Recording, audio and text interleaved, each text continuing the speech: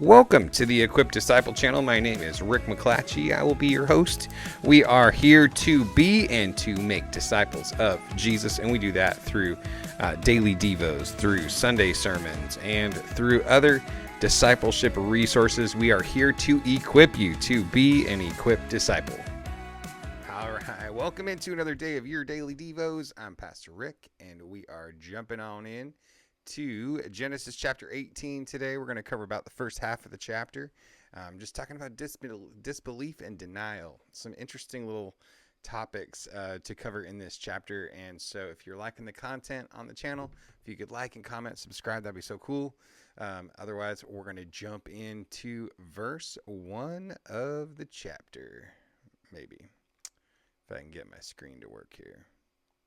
All right. The Lord appeared to Abraham at the oaks of Mamre, while he was sitting at the entrance of his tent during the heat of the day.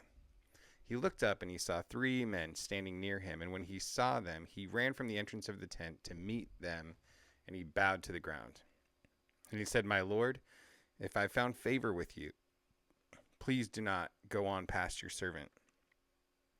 Let a little water be brought, that you may wash your feet and rest yourselves under the tree. I will bring a bit of bread so that you may strengthen yourselves. This is why you have passed your servant's way. Later, you can continue on." "Yes," they replied, "do as you have said." So Abraham hurried to the tent and said to Sarah, "Quick, knead 3 measures of fine flour and make bread." Abraham ran to the herd, got a tender choice calf. He gave it to a young man who hurried to prepare it. Then Abraham took curds and milk, as well as the calf that he had prepared, and set them before the men. He served them as they ate under the tree. So, they did not have pressure cookers. They did not have crock pots. They did not have convection ovens. Nothing, like they didn't have fryers. We're talking. I'm assuming, kind of like over open flame kind of stuff here. And just check out, they might have had brick oven kind of stuff or whatever. Who knows? Who knows what kind of technology they had? But we're talking if you went to a restaurant, how when you go to a restaurant and they're taking forever and you're like, what'd you have to do? Did you have to go raise the cow or whatever?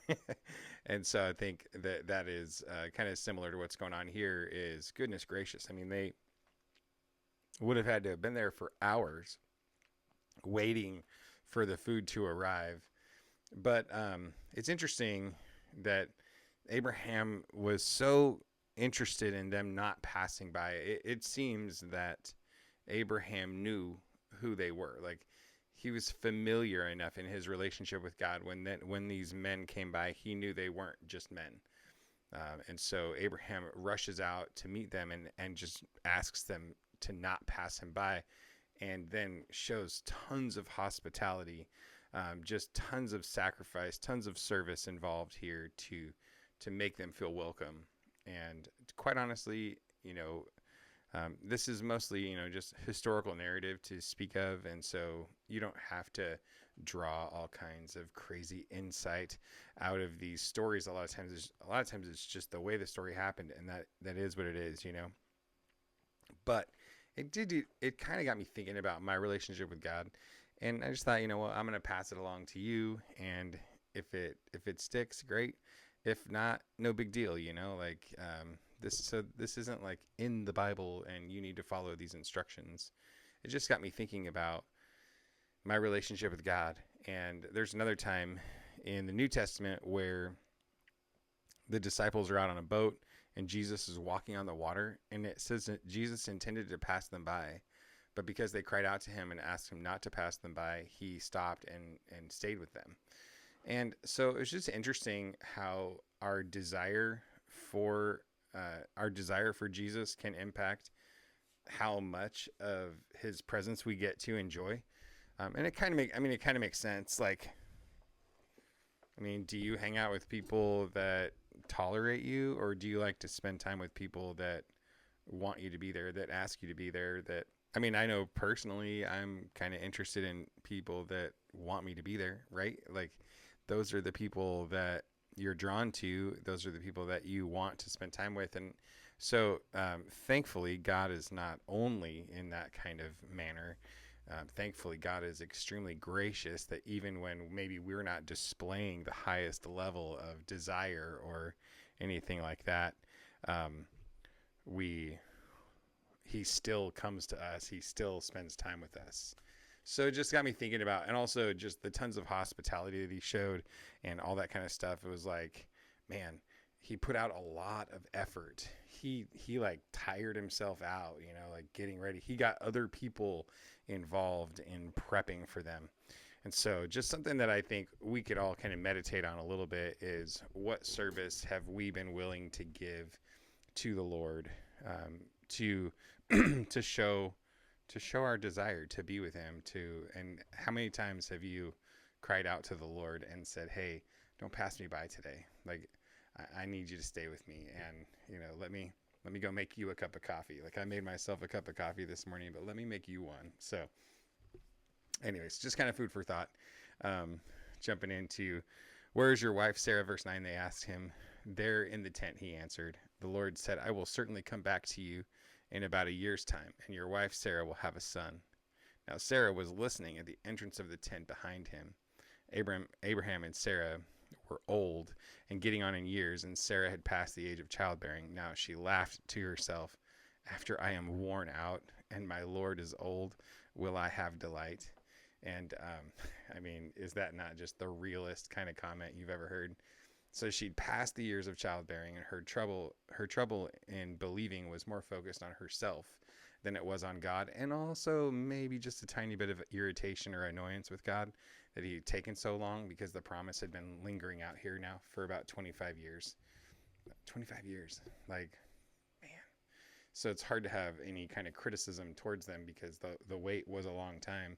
It's helpful for us to recognize how long it was, just so when you put that in perspective with maybe the time you've been waiting for a promise that you believe you've received from God to be fulfilled, and the time from promise to fulfillment that can be a really trying section of time.